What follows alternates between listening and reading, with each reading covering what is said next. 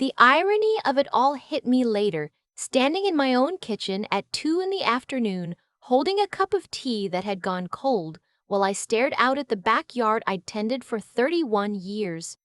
The lilac bushes my late husband Gerald had planted the spring our son was born, the cedar deck he built himself, summer after summer, adding a new section whenever we had a reason to celebrate. I thought about how proud Gerald would have been of our son, and then I thought about the phone call I'd received that morning, and I set down my tea and I walked away from the window. I should back up. My name is Beverly, and I'm 64 years old, and I live in a house just outside of Guelph, Ontario, that Gerald and I bought in 1991 for $212,000. It is worth, according to a neighbor who sold her nearly identical house last spring, somewhere in the neighborhood of $900,000. I am not wealthy, not in the way people mean when they say that word, but I am not struggling either. I have my pension from 30 years working in hospital administration. I have Gerald's life insurance, which I invested carefully after he passed 6 years ago. I have this house paid off since 2008. I have, as my mother used to say, enough. My son Nathan is 37. He works in project management for a construction firm in Kitchener. He is smart and capable, and until a few years ago, I would have told anyone who asked that I had done a decent job raising him. Not perfect. No parent is perfect. No parent is perfect, but decent. He called me every Sunday. He came for holidays. When Gerald was sick, Nathan drove out every weekend for nearly 8 months to sit with us, to help me with appointments, to just be there. I loved him for that. I still love him. But love, I have learned, does not mean you have to accept anything. He met Cassandra at a work event in 2019. She was doing event planning for the company that had contracted his firm. She was beautiful and funny, and she made Nathan laugh in a way I hadn't seen in years. I liked her immediately. I want to be clear about that, because what came later might make it seem like I never did, and that isn't true. The first Christmas she came to dinner here, she brought a bottle of Niagara ice wine and a handwritten card that said she was grateful to be included. I kept that card on my fridge for months. They got engaged in 2021 and married the following June. The wedding was in Niagara-on-the-Lake at one of those vineyard venues that cost what it costs, and you don't ask. Nathan told me afterward that Cassandra's dress alone had been $4,000. He said it like he was proud of her. I smiled and said she had looked beautiful, which was true. What Nathan did not tell me, what I only found out later from a comment Cassandra made at Easter dinner, was that they had put the wedding almost entirely on credit. The venue, the caterer, the photographer, the flowers, the dress. By the time they came back from their honeymoon in Portugal, they were carrying somewhere around $40,000 in debt. I did not know this when, 3 months after the wedding, Nathan called me on a Sunday evening and asked if they could stay with me for a while. Just temporarily. Things were tight. Cassandra's event planning business had slowed down after COVID and hadn't fully recovered. They were between leases and they needed time to get back on their feet. I said yes. Of course I said yes. He's my son. Just a few months, Nathan said. 6, at the most. I cleared out the guest room. I bought a new mattress. I told myself this was what families did for each other. That was in September of 2022. By Christmas of that year, I noticed the first small things. Cassandra rearranging the kitchen cabinets without asking. Not dramatically, just the mugs moved, the plates shifted, the spice rack reorganized according to a system I didn't understand and hadn't been consulted about. I mentioned it once, gently, and she said she'd just been trying to make things more functional. I let it go. In February, she asked if we could get a different coffee maker. The one I had, a simple drip machine I'd owned for 15 years, made coffee that was, in her words, kind of flat. She wanted a pour-over setup. I said I was fine with my machine. She ordered a Chemex and a burr grinder with her own money and set them on the counter beside my machine, and from then on, she made her coffee in the morning with a precision that made me feel, in my own kitchen, like I was in someone else's way. By spring, Nathan's hours had increased at work, and Cassandra had started picking up some contracts again. I thought, good, they're getting back on track. They'll start looking for a place soon. When I mentioned it, Nathan said they were being really careful right now, trying to rebuild their savings before taking on rent again. He said Toronto rental market was brutal, which was true, it was, and that maybe they'd look at buying something once they were in a better position. I nodded. I told myself 6 months had turned into 8, but that was fine. I don't know exactly when it stopped being temporary in Cassandra's mind. I only know that by the following autumn, something had shifted in how she moved through the house. She stopped asking about things and started just doing them. The throw blankets in the living room were replaced. The ones Gerald's sister had knit us, folded and put in a closet without a word to me. New throw pillows. A different bath mat. Small things, one at a time, spread out enough that each individual change seemed trivial, but the accumulation of them made me feel like I was slowly disappearing from my own home. There was an afternoon in October when I came home from a grocery run and found Cassandra on the phone in the kitchen, gesturing expansively at the wall between the kitchen and the dining room. She was saying something about how much more open it would feel if it were removed, how much light it would bring in. When she saw me, she finished her call quickly and said she'd just been talking to a friend who had done renovations, an interior designer friend. She wasn't planning anything, she said, just getting ideas. I said, carefully, that any renovations would be something we'd need to discuss first, since it was my home and any structural changes affected the value of it. She smiled and said, of course, obviously. She understood that completely. Nothing more was said. But 2 weeks later, I noticed she had pinned a series of kitchen renovation photos to a corkboard she'd hung on the wall of the room they were using as an office. Open concept layouts, marble countertops, the kind of kitchen that belongs in a house that costs $2 million, not in a retired hospital administrator's century home outside of Guelph. That November, I sat down with Nathan, not angrily, calmly. I made tea and I asked him to sit at the kitchen table with me, and I said, I need us to talk about what the plan is. You've been here 14 months. I want to know what you're working toward. He was quiet for a moment. Then he said they were almost clear of the credit card debt. Another 8 months, maybe a year, and they could start seriously saving for a down payment. He said it so reasonably, so sensibly, that I almost didn't notice what it meant.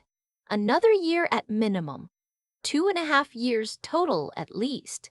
I asked if they had looked at any rental options just to have their own space while they saved. He said rent didn't make financial sense when they were trying to save for a house.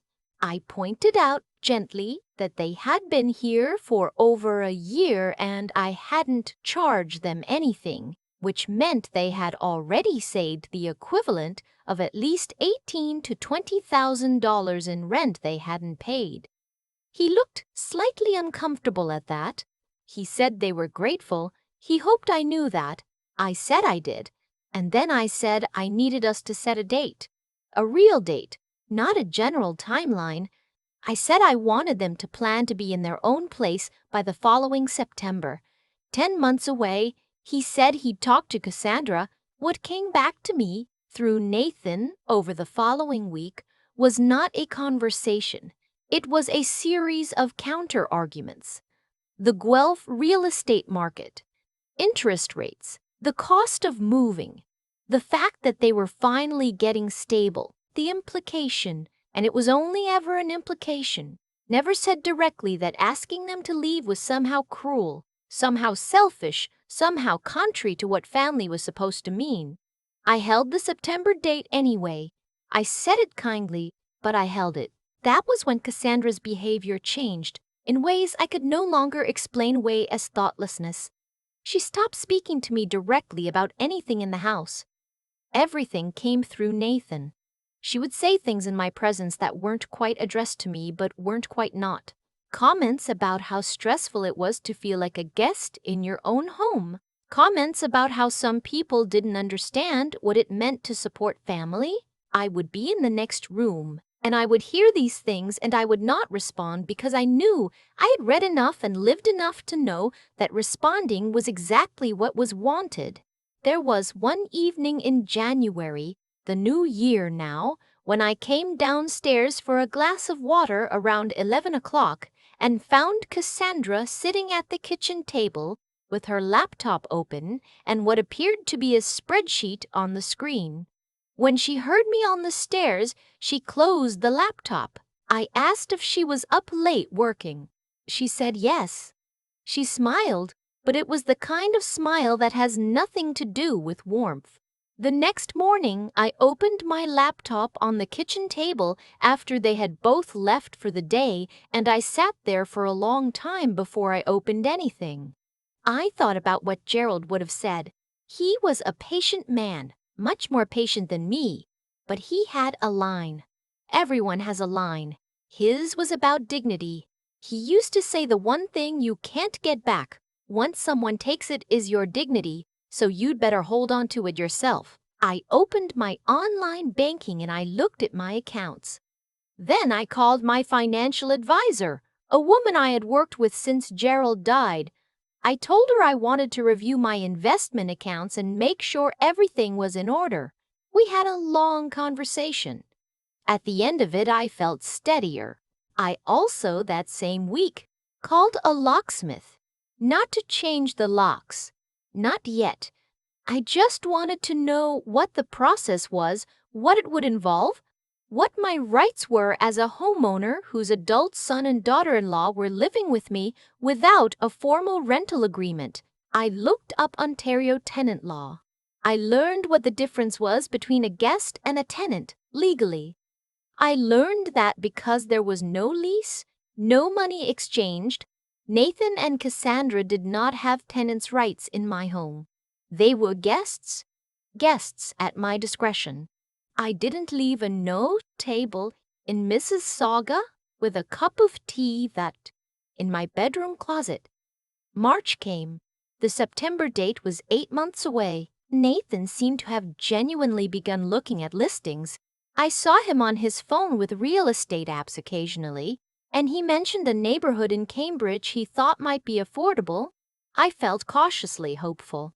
I told myself we would get through this, that it was hard but manageable, that families went through hard things and came out the other side. Then came the Tuesday morning in late March, when I was getting ready to drive to Hamilton to visit my sister Irene, and Cassandra came into the kitchen while I was packing a bag and said she needed to talk to me about something. She sat down at the table. She folded her hands. She had a manner sometimes of presenting herself as very reasonable, very calm, and I recognized it because I had used something similar myself in 30 years of hospital administration. It was the manner of someone who has decided in advance how the conversation is going to go. She said she and Nathan had been doing a lot of thinking. She said they were really committed to their financial plan and they were making incredible progress. She said she wanted to be honest with me, woman to woman, because she respected me. Then she said, "We've actually been thinking it might make more sense long-term for you to maybe consider moving somewhere smaller. A condo, maybe, or one of those retirement communities. And then we could take over the mortgage, assume it, or buy you out at a fair price. And this would become our home base. It would actually be better for everyone."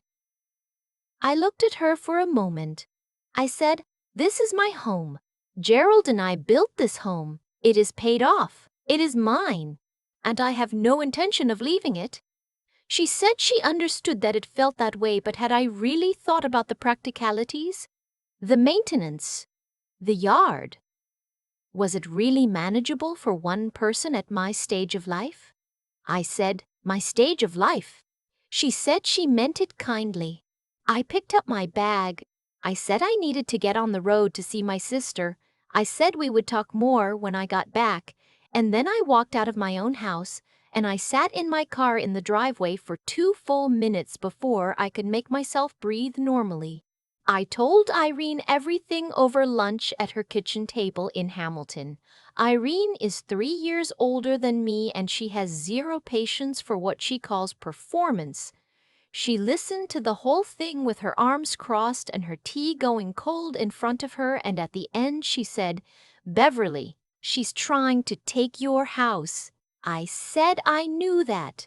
She said, "What are you going to do?" I drove home with my jaw set. I did not have to wait long for things to escalate on their own. The following Saturday, Nathan and Cassandra left for a long weekend in Montreal. A friend's birthday. Fine. I had the house to myself for 3 days, and I spent them quietly, cooking what I wanted, watching what I wanted, sitting in Gerald's chair in the living room without feeling like an intruder in my own space. They came back Monday afternoon. I heard them in the hallway, heard the particular quality of silence that follows an argument. I stayed in the kitchen. I started dinner. Tuesday morning, Nathan left early for work. Cassandra left around 9. I was in the living room reading when my phone buzzed at 9:40 with a text from Nathan. The text said, "Mom, Cassandra tried to use the emergency credit card at the Marriott in Montreal and it was declined. I had to put the whole bill on my Visa.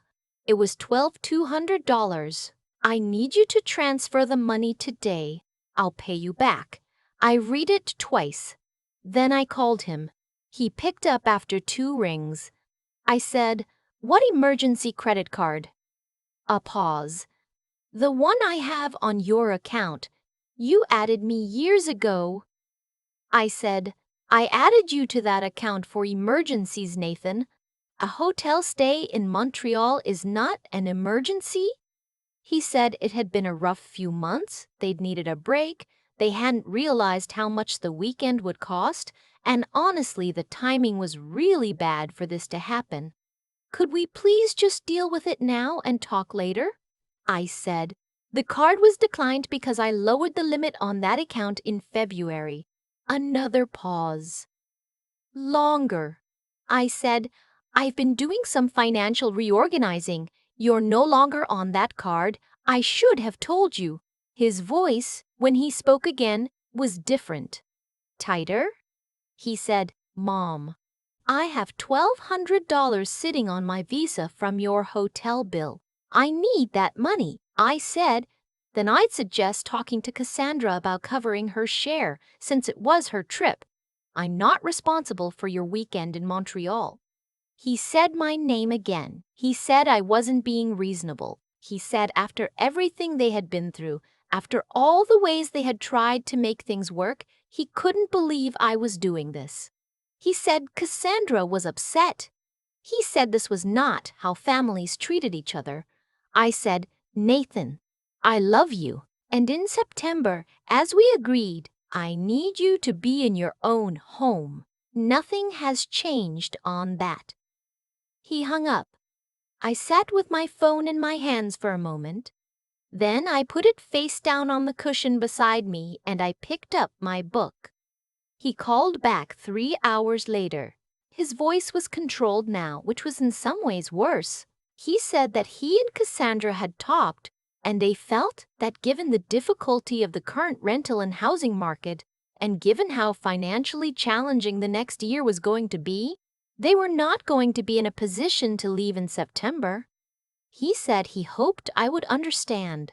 He said he thought it was important for me to understand that this was their home too, that Nathan had grown up here, that there was a family history in this house that deserved to be respected. I said, "I've respected it for 31 years.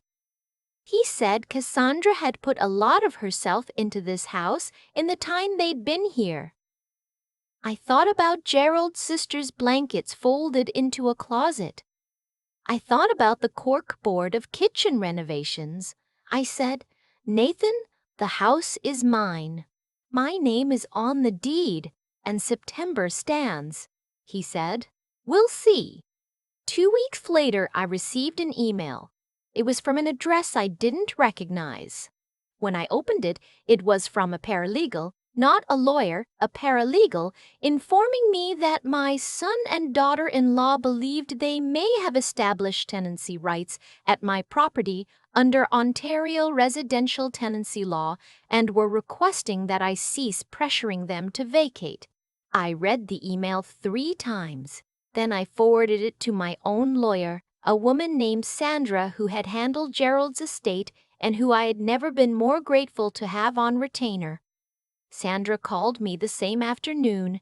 She had reviewed the email. She said it was, in her assessment, a bluff, poorly researched, not sent by an actual lawyer, and almost certainly intended to frighten me into backing down. She walked me through the legal situation clearly because no money had changed hands, no lease existed, and I had made no representations that they could stay indefinitely. They did not meet the threshold for protected tenancy. They were licensees, not tenants. I had the right to ask them to leave, and if they refused, I could pursue an expedited process through the court. Sandra said to document everything. I said I already had a notebook. She said, good. I called Nathan that evening. I told him I'd spoken to my lawyer. I told him I was aware of the legal situation. I told him I was still his mother, and I still loved him, and I was still asking him, calmly, to honor what we had agreed. I gave him a new date, the 1st of July, 3 months earlier than September, because of the email. He was silent for a long time. Then he said, you lawyered up against your own son. I said, I protected myself in my own home. There's a difference. He said I had changed. I said I had grown tired. He said Cassandra was devastated. I said I was sorry to hear that. I was not sorry. But I said it. They moved out on June 28th.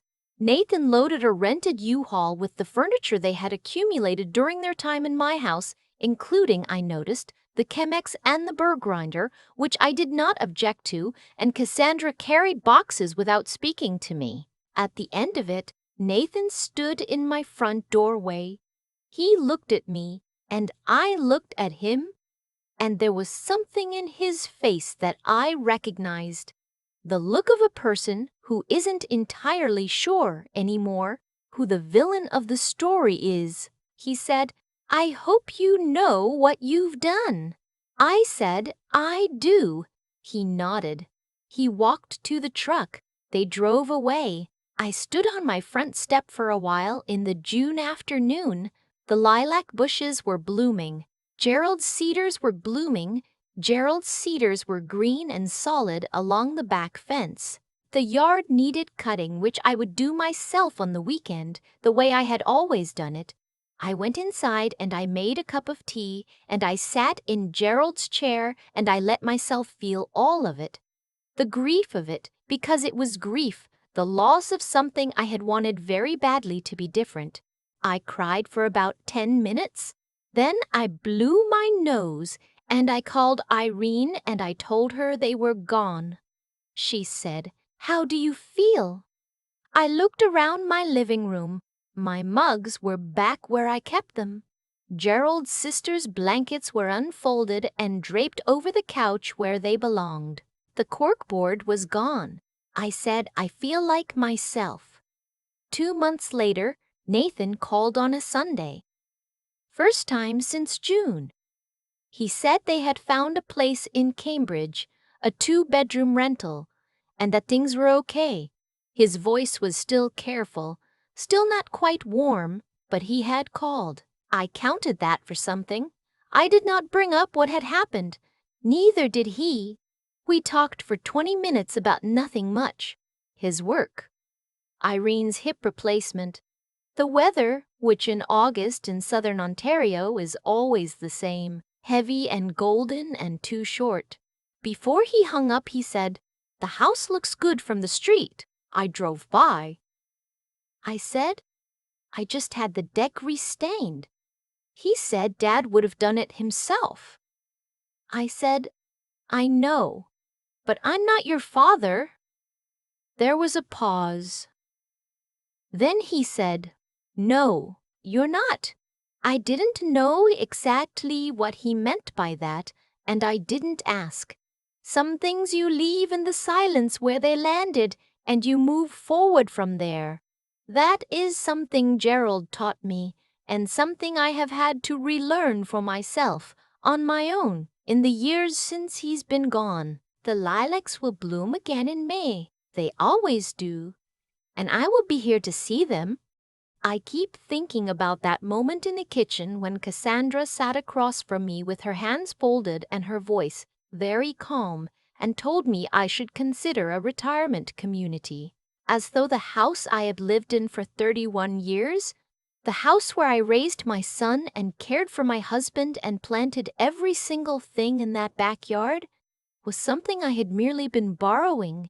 I think about what would have happened if I had said yes. Or even if I had said nothing, which is its own kind of yes. I think about the version of me that might have quietly started looking at condo listings, convinced herself it was the practical thing, the generous thing, the thing a good mother does. I knew that woman. I had been close to becoming her, more than once. What stopped me wasn't anger. Anger I had plenty of. What stopped me was something more like clarity, the understanding that what Cassandra was offering wasn't a solution to a problem. It was a test, and the answer she was hoping for would have cost me everything I had built. There is something I've come to believe in the years since Gerald died, and it has nothing to do with luck or fate or any force outside yourself. It has to do with the choices you make quietly, before anyone is watching. I chose, in February, to call my financial advisor. I chose to learn the tenancy law. I chose to write things down in a notebook. None of those things felt dramatic at the time. They felt like small, careful acts of a woman who was paying attention. But each one was a thread, and together they held. Nathan is a good person who made a series of choices that hurt me. I don't say that to excuse him. The email from the paralegal was not the act of a person with a clean conscience. But I say it because I've had to sit with the full picture, not just the parts that made me the wronged party. He was under pressure. He loved a woman who had a clear vision of their future and not much patience for obstacles. He chose her vision over his mother's home, and he will have to live with knowing what that looked like. What I hope for him, what I genuinely hope, even now, is that he develops the kind of judgment that comes from looking honestly at your own behavior, not the judgment that comes from being caught or from consequences, but the kind that grows in you slowly when you start holding yourself to a standard you chose yourself. That is the only kind that lasts. For myself, I learned that holding a boundary is not the same as being cold. I loved my son through all of it. I still do. But love is not a reason to hand someone the keys to your life. You can love a person completely and still say, "This is mine, and I am keeping it."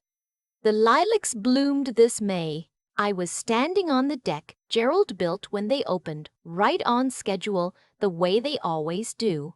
Some things, if you protect them, keep coming back.